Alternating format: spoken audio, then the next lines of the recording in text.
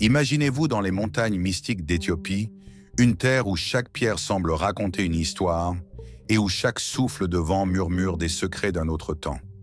En dépit d'un monde moderne en perpétuel changement, l'Éthiopie abrite un trésor exceptionnel, la Bible éthiopienne. Mais contrairement au trésor de légendes faits d'or et de pierres précieuses, celui-ci est fait d'encre et de papier. Il porte en lui des récits qui remontent à des siècles et une sagesse qui défie le temps. Avez-vous déjà tenu dans vos mains un objet si ancien qu'il semble presque irréel? Imaginez maintenant une Bible unique, différente de toutes celles que l'on connaît, avec des livres, des histoires et des symboles qu'on ne retrouve nulle part ailleurs. Ce manuscrit ancien est plus qu'un simple recueil de textes religieux. C'est une pièce de l'histoire universelle qui nous offre un aperçu d'une civilisation ancienne et d'une foi profonde. Un pays à l'histoire unique. L'Éthiopie est le seul pays d'Afrique qui n'a jamais été colonisé, et cela a permis de préserver ses traditions et sa culture intacte pendant des millénaires.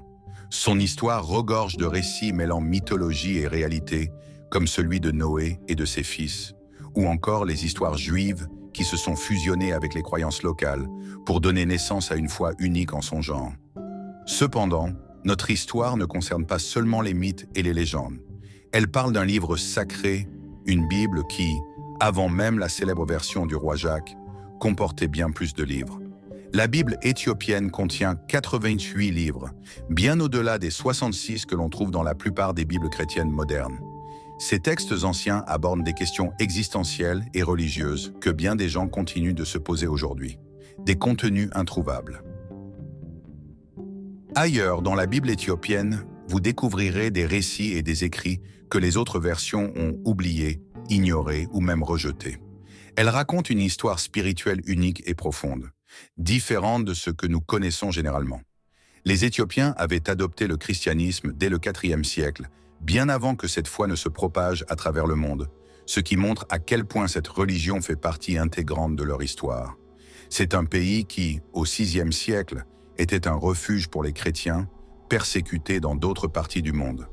L'Église orthodoxe éthiopienne, également connue sous le nom de Tewahedo, témoigne de cette foi ancestrale.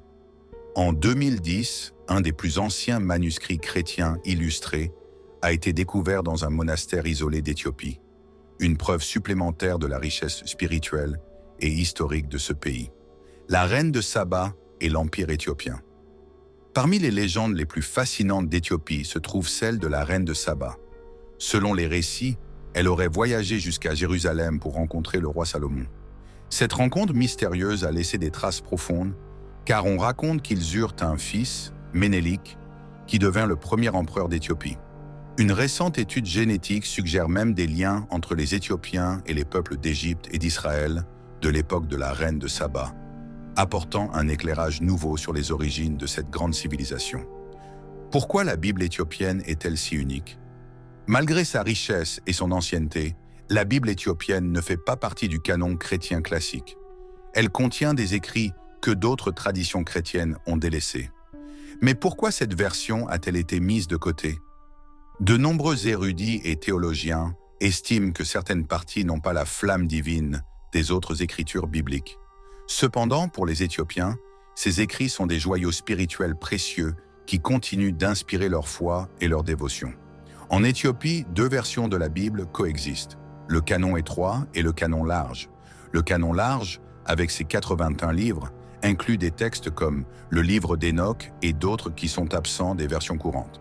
Ces textes ne sont pas simplement des récits religieux, mais des fragments d'histoire ancienne qui apportent des perspectives uniques sur la foi et la spiritualité. Le canon étroit et le canon large, un duel spirituel. Au fil du temps, les Éthiopiens ont établi deux versions de leur Bible. Le canon large, qui compte 81 livres, est le plus ancien et intègre plusieurs écrits apocryphes. Le canon étroit, approuvé par l'empereur Haïlé Sélassie, est plus restreint avec ses 72 livres, mais il continue de susciter des débats passionnés. Ces deux versions témoignent des dynamiques religieuses et politiques qui ont façonné l'Éthiopie à travers les âges. Le canon large est devenu une sorte de version étendue avec des suppléments, et bien qu'elle soit moins répandue aujourd'hui, Elle conserve une place spéciale dans le cœur de nombreux croyants éthiopiens. Les livres retirés et la perte d'une richesse spirituelle. Au cours de l'histoire de la Bible, plusieurs écrits ont été supprimés ou oubliés.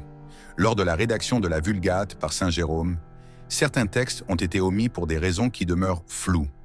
La Bible éthiopienne, quant à elle, a conservé certains de ses écrits, offrant ainsi un accès à des textes qui étaient largement méconnus.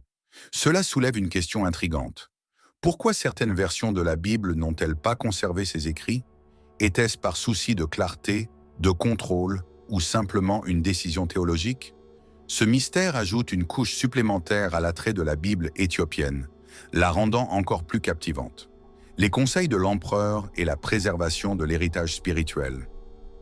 Dans les années 1900, l'empereur Haïlé Sélassie a pris des mesures pour raccourcir le canon de la Bible éthiopienne afin de créer une version officielle et plus accessible. Ce canon restreint est maintenant largement utilisé, mais les érudits et passionnés d'histoire continuent de débattre de la valeur des textes omis. Ces décisions sont sensibles et peuvent susciter de vifs débats parmi ceux qui se passionnent pour cette histoire. Une invitation au voyage spirituel. Ainsi, l'histoire de la Bible éthiopienne est bien plus qu'un simple livre de foi. C'est un portail vers un passé spirituel, où se mêlent légende, histoire et foi profonde. Si vous êtes curieux, n'hésitez pas à plonger dans ce trésor mystique et à découvrir par vous-même l'énigme que recèle chaque page. Qu'est-ce qui vous fascine le plus dans cette histoire? Peut-être est-ce la connexion entre l'Éthiopie et les temps bibliques, ou bien l'idée qu'un pays a réussi à préserver une version unique de la Bible à travers les siècles. Quoi qu'il en soit, cette exploration de la Bible éthiopienne est une invitation à réfléchir sur la richesse spirituelle de l'humanité et sur les mystères encore enfouis dans les écrits anciens.